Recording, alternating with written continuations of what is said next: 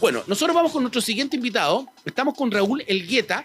Él es doctor en Ciencias Políticas, director del Instituto de Estudios Avanzados de la Universidad de Santiago, ¿cierto?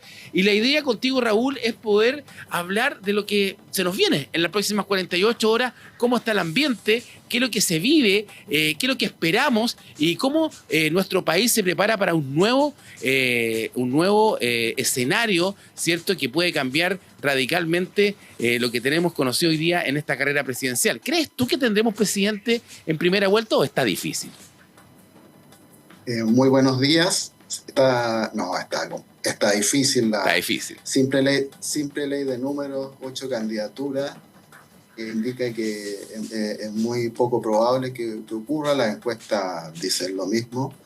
Está difícil desde el punto de vista matemático, pero sin embargo las encuestas señalan que la candidatura oficialista de Yanet Jara debería pasar, y la oposición, en las derechas, hay un clima de primaria. Entonces da la impresión que quizás la candidatura de la oposición que compita con Yanet Jara tenga las mayores posibilidades o chances de salir presidente. Entonces, desde un punto de vista formal, no, pero quizás, según indican hay un consenso en las encuestas que las mayores probabilidades las tiene la oposición. Ahora, encuestas que hace 15 días no podemos revelar y no se pueden conocer, digamos, porque hace 15 días, ¿cierto?, tenemos esta veda de encuestas.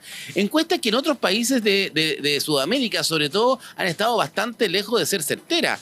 No fueron certeras en Bolivia, no lo fueron en Argentina, en la legislativa, y también en el último escenario político de nuestro país, cuando se miden las fuerzas del apruebo y rechazo, tampoco fueron capaces de leer ese 20% de diferencia. ¿Qué le va a pasar al mundo político si este domingo efectivamente, nuevamente en la encuesta, ahora en Chile fallan y tenemos resultados que ni siquiera podían haberse pensado ni fueron proyectados por las diferentes encuestas? Es difícil hoy día justamente hacer una proyección de un escenario electoral, sobre todo cuando tenemos un padrón electoral que no sabemos cómo vota, que es prácticamente el 40% de él. Sí, estamos de acuerdo en que hacer predicciones se vuelve muy difícil. Claro, llama la atención el hecho de la veda de información que existe, que indica 15 días en que no se puede informar. Entonces, eso favorece mucho a quienes se dedican a hacer encuestas, encuestadoras, porque pueden decir después de que manejaban datos que hacían referencia a los posibles cambios respecto de las últimas 2 semanas. Ya, claro, hay un fuerte escenario de incertidumbre. La interpretación en general se basa básicamente respecto de las tendencias, que ahí uno puede intuir que pueden existir algunos procesos que pueden indicar algunas transformaciones, ¿no es cierto? Y las tendencias indican un escenario bastante cerrado. La discusión en general se ha centrado en si en la oposición, en las derechas, hay un triple empate en el segundo lugar, o sea, hay un empate en el tercer lugar, ¿no es cierto? Entonces, ese es el tono de la discusión, pero sin embargo, pueden haber sorpresas, sobre todo lo que ocurre con la candidatura de Franco Parisi, que veíamos recién en las noticias, que hizo un cierre en el norte, que se sabe que sintoniza mucho con impresionante el apoyo que logra en el norte. De hecho, la diferencia que él le saca a Sichel en la anterior campaña presidencial hace 4 años, teniendo en cuenta que no vino nunca al país. ¿Te acuerdas tú que hizo campaña por videollamada? Logra un tercer lugar. Por eso es bastante una incógnita que va a pasar con Franco Parisi. Ahora estamos con Raúl Elgueta, ¿cierto?, doctor en Ciencias Políticas y director del Instituto de Estudios Avanzados de la Universidad de Santiago. Raúl, también se habla mucho de un voto cruzado, porque hoy día hay 2 escenarios que no tuvimos. No tuvimos, y tú decías muy bien cuando partíamos, hay un ambiente de primaria, en la derecha sobre todo. Si la derecha se hubiese puesto de acuerdo, y hubiese llegado con un solo candidato, ¿Es posible que esto se hubiese definido en primera vuelta? Existía la posibilidad, yo creo que por la misma dispersión habría sido una elección 40-30, yo creo, pero todo puede ocurrir, porque hay mucha energía, la energía en general, por decirlo de alguna manera, la energía, es decir, los cambios, las incertidumbres, está fuera del sistema político. Entonces, al haber una elección en primaria, al definirse en el campo de la derecha, hubiese habido a lo mejor una candidatura, pero hubiese fortalecido una candidatura de unidad en las derechas, pero hubiera favorecido la energía extrainstitucional fuera de los canales convencionales, que habría alimentado seguramente otras candidaturas, que en buena medida yo creo que alimenta, por un lado, como conversamos, a París, y por otro lado alimenta a Kaiser, ¿no es cierto? Todo Exacto, lo que porque es la energía es que son como las dos puntas de esta centro derecha. Ahora, Raúl, porque uno también dice, cuando uno habla de este porcentaje de los candidatos de derecha, hoy día prácticamente un 60-40, o sea, que un 60% de la sumatoria de todos los candidatos de derecha se llevan el 60% de la torta, y un 40% se lo estaría llevando prácticamente la centro izquierda con Jara, Oiminami y Artés, ¿cierto? Pero ¿pasará eso mismo también en la parlamentaria o se nos va a producir el efecto del voto cruzado? Porque si fuese así, quiere decir que el Congreso al menos en un 60-65% podría quedar en manos de la derecha, pero eso pareciera que no va a ser así, y se ve mucho voto cruzado, o sea, se ve mucha gente votando Jara con un candidato del PDG, o al revés, un Kaiser con un candidato de la centroizquierda. ¿Por qué se produce ese efecto del voto cruzado? Está, como decía, por un lado está la interpretación de la energía extrainstitucional, ¿no es cierto? Que esta energía extrainstitucional de hartazgo, etcétera, también alimenta la votación de oposición en general, antigubernamental, así como el texto en que la competencia política está muy encapsulada, muy controlada. Era una ventaja ser parte del gobierno, ser parte del gobierno por parte de las candidaturas presidenciales, en contextos en los cuales la fuerza, la energía política está fuera de los partidos convencionales, puede alimentar a la oposición. Eso es por un lado, es decir, energía extrainstitucional que va de un lado a otro, que puede fluir de un lado a otro. Por otro lado, las dificultades el alineamiento tradicional izquierda-derecha, que en los 90 y hasta más o menos el 2010 hacía muy fácil la labor de predecir elecciones, etcétera, todo porque había siempre como un 80-90% que estaba dentro de los estándares. Ahora estamos alrededor de 30-40% de la energía que está afuera y que en este momento alimenta a la derecha, a las candidaturas que pudieran ser de derecha, pero que no necesariamente van a ocurrir así. Exacto. Es muy predecible que 6 meses más, si sale alguna de las candidaturas de derecha, la energía extrainstitucional vaya por otros derroteros, ¿no es cierto? Entonces, eso también puede ocurrir. Exacto. Otro que ocurre es que lo que se denomina, normalmente voy a hablar, disculpen, en términos técnicos, la polarización afectiva, ¿no es cierto? Que no es la polarización ideológica, hablamos de la brecha entre izquierda y derecha, sino una polarización que alenta las oposiciones, el voto en contra, el antivoto, que está presente. No es tan eficaz cuando se ve en términos locales. Y Raúl, ¿Ya? y ese voto que tú hablas del voto como el voto rabioso, ¿cierto? Que en el pasado quizá lo pudo interpretar muy bien Marco Enrique Minami, ¿no será ese el voto que hoy día, porque se habla de una alza de Kaiser, ¿cierto? Y uno ve, dice, ¿dónde está ese voto de Kaiser? Puede ser que Kaiser aglutine no solo un voto de extrema derecha, sino también un voto que viene de la misma izquierda desencantada, que él esté hoy día sumando un voto justamente de rechazo al sistema. Sí, sí, por ahí va. Eh,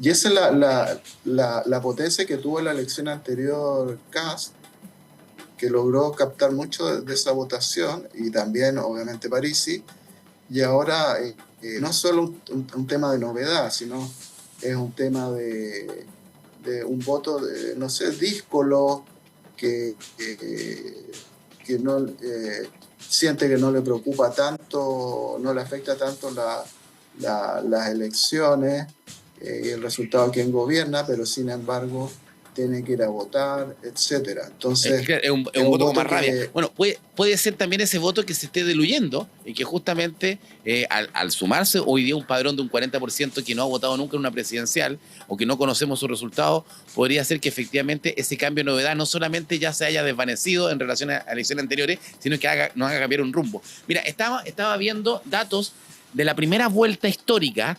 Es muy difícil efectivamente ganar una primera vuelta presidencial. ¿Cuándo ocurrió de vuelta a la democracia, cierto? La primera campaña presidencial de Patricio Aylwin.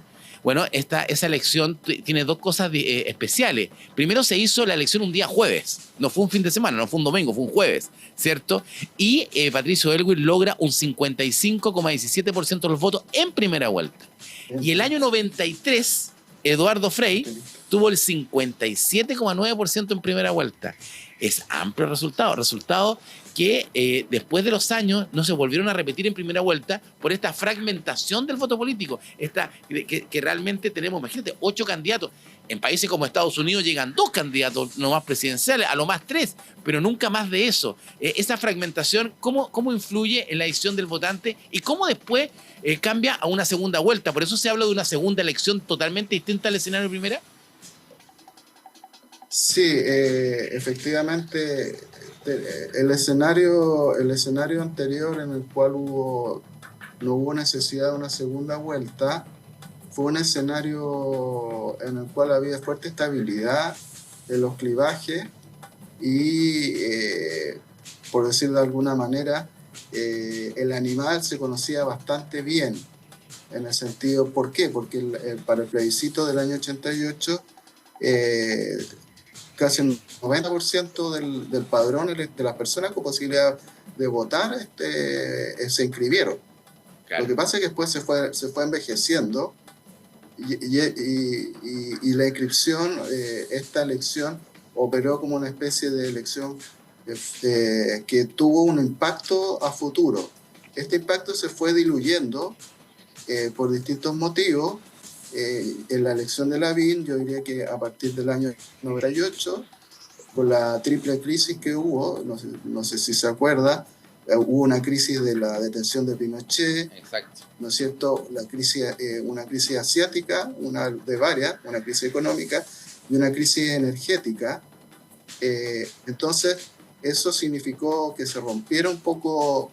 Lo que ocurrió en el fondo es que el temor a una regresión autoritaria se acabó, por lo tanto empezaron a operar distintas fuerzas que alentaron el crecimiento de Joaquín Lavín, y eso tuvo un efecto en el cual la oposición, con todas las teorías del desalojo, etcétera, empezó a ser la fuerza emergente. Posteriormente hemos vivido un periodo pendular de alternancia entre el fenómeno, o sea, el ciclo Bapi, ¿no es cierto? Bachelet-Piñera, claro, que fue uno y uno, y ahora estamos en un nuevo periodo con nuevas fuerzas políticas. Y por eso este periodo, Raúl, es tan importante, porque puede haber un quiebre. O sea, o se vuelve a repetir la alternancia, venimos de un gobierno de izquierda y pasamos a un gobierno de derecha, o vuelve a tener supremacía la izquierda, que es la que tuvo, ¿cierto? Sobre todo en la década de los 90, con la famosa y la exitosa Concertación, ¿cierto? Que eso es lo que hoy día se juega este día domingo en la arena política. Ahora, yo estaba mirando números, por ejemplo, y es impresionante cómo el país también crece, y a nosotros que nos gustan los números, ¿cierto? Uno va mirando, por ejemplo, el plebiscito que tú hablabas del año 1988, teníamos una población demográfica en nuestro país de 12 millones de personas, 12. Hoy día es completamente distinta, ¿cierto? Casi llegamos a los 20 millones. El año 1988 votaron 7 millones de personas, 7 millones 86 mil. Y hay un resultado bastante reñido, no se olviden, ¿cierto? Un 55,9% vota no y un 44% vota sí. Quizás podríamos estar en esta segunda vuelta presidencial, si es que pasara Kast y pasara Jara, ¿cierto? A tener un escenario muy parecido a la polarización que vivimos en el año 98, podríamos tener una segunda vuelta. Ahora, cuando uno mira los números de la elección más reñida en la historia de la vuelta a la democracia, creo que es la de Ricardo Lagos con Joaquín Lavín, ¿no? La segunda vuelta, cuando hubo una diferencia de muy pocos votos. Imagínate, Ricardo Lagos Escobar saca 3.600.000 votos y Joaquín Lavín saca 3.490.000 votos. O sea, estamos hablando de una diferencia muy baja, con un 51 versus un 48%. Es esa la elección más reñida, ¿no? Sí, hasta el momento la elección más reñida. Normalmente yo diría que lo que ocurre, esa fue una elección muy reñida que se definió por poquito. Lo que ocurre ahora en general en la segunda vuelta, mi impresión es como por lo que yo diría como el fenómeno de votación tipo reality. Ah, ¿No es mira. cierto? Que en los reality, ¿no es cierto?, qué es lo que ocurre cuando votan por expulsar a alguien, etcétera, o quien gana, siempre se produce como que se incrementan las tendencias hacia el final. Entonces se tienden a lo que podía ser, en el fondo tiende a predominar como una fuerza, una lógica que hace que se separen, que 4 o 5% de la de ese electorado que está entre uno y otro se decida por un lado. Entonces, por eso normalmente si usted ve quienes tratan de hacer predicciones, siempre dice va a haber un ganador claro, ¿no es cierto? Porque es tan corto el tiempo que hay poco margen de maniobra y en el fondo una determinada canción, por decirlo en términos de reality, una determinada canción tiende a predominar. Y ahí Ahora, a mí lo que, y no sé si es una máxima que tú puedas ver, pero cada vez que Chile se ha polarizado, cada vez que Chile ha tenido que elegir sobre los extremos, siempre gana la izquierda. ¿Están así? Sí, o sea, lo que pasa depende del número. Pues viendo, por ejemplo, el plebiscito, viendo la elección más reñida, Lagos Lavín. Recientemente, el 58 ganó la derecha y sobre esa apuesta lo que ocurre es que decantan las candidaturas. Acá hay un tema de qué es lo que ocurre con o sea, tener la novedad de que tenemos una candidatura. Tú hablas de la elección presidencial de 1958, ¿no? Sí. Tienes toda la razón, porque cuando se enfrenta Salvador Allende con Jorge Alessandri, claro, habían dos extremos. Esa fue la última elección que gana la derecha cuando se enfrentan dos extremos. Muy buen punto. Y vamos el año 1958. De ahí para adelante, cuando se enfrentan los dos extremos, siempre gana la izquierda. Hasta ahora ha ocurrido así, pero ahora tenemos algunas novedades. O sea, como para ponerle, disculpe, pelo a la sopa. Disculpe la expresión coloquial. Y eso a nosotros dos nos falta pelo, así que coloquémosla nomás. Sí. Primera novedad, candidatura comunista. Exacto. Primera novedad. Segunda novedad, pensemos bien, aunque es comunista la candidatura, quienes han estudiado siempre los partidos políticos saben que el Partido Comunista, a pesar de toda la propaganda que se le ha hecho, es un partido muy institucional. Es como el último partido que queda, ordenadito, que se supone, a pesar de que ha demostrado algunos problemas con todo el tema de hardware, etcétera, pero es como la última carta institucional, ¿no es cierto? Y que también hay que tener ojo, también la carta institucional la encarna en alguna medida Matei y también la encarna Kast.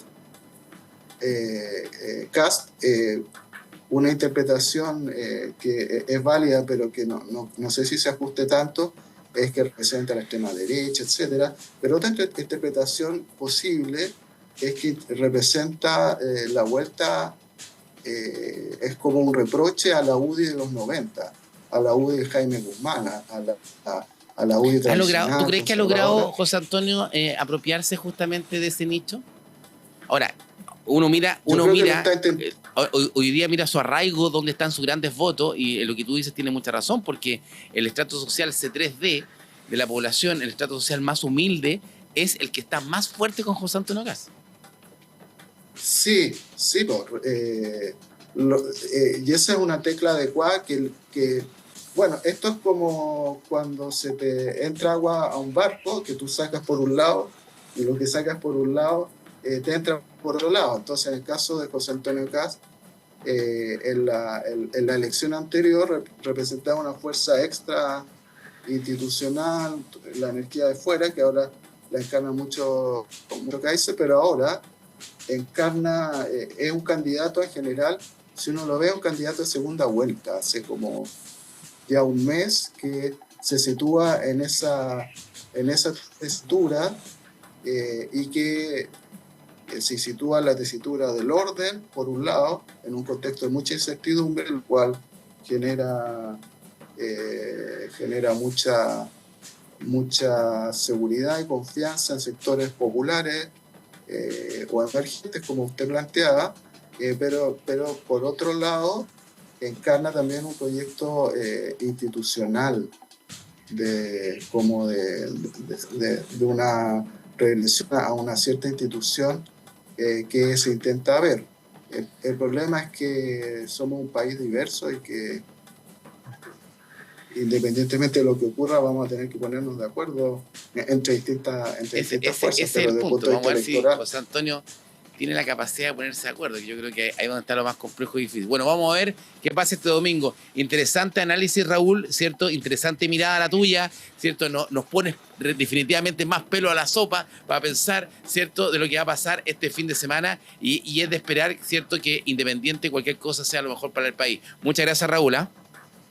Sí, muchas gracias a ti por la invitación a este medio, Pura Noticia, y bueno, estamos atentos a las novedades. Y nos vemos el domingo. Muchas gracias, Raúl. Raúl Elgueta, director del Instituto de Estudio Avanzado de la Universidad de Santiago, conversando con nosotros.